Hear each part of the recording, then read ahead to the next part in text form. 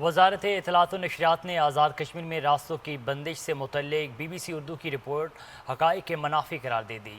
Fact check کے مطابق کسی گمنام ذرائع کے بیان کو قابل اعتماد تصدیق کے بغیر خبر کی بنیاد بنانے سے ایک مخصوص بیانیے کی تشکیل کا تاثر بڑھتا ہے۔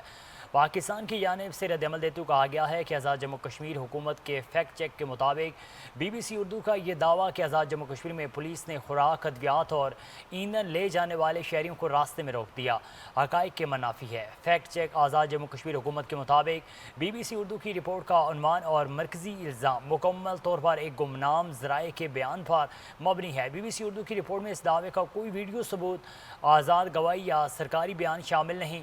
آزاد جموں کشمیر میں راستوں کی بندش اور گاڑیوں کی نقل و حرکت سے ریکارڈوں سے متعلق دعووں کا کوئی صداقت نہیں۔ زمینی حقائق کے مطابق شاہراہیں ٹریفک کے لیے کھلی ہیں۔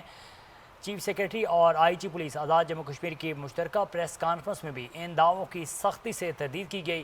فیکٹ چیک میں یہ واضح ہوا کہ سڑکوں پر پیش آنے والی مشکلات کی وجہ سے ایک علیحدہ ایکشن کمیٹی کے مظاہرین تھے جنہوں نے سامان سے بھری گاڑیوں کو روک کر لوٹنے کی کوشش کی تھی۔ قانون نافذ کرنے والے اداروں نے بروقت کارروائی کرتے ہوئے سامان اور گاڑیوں کو تحفظ فراہم کر کے راستوں کو کھلا رکھا۔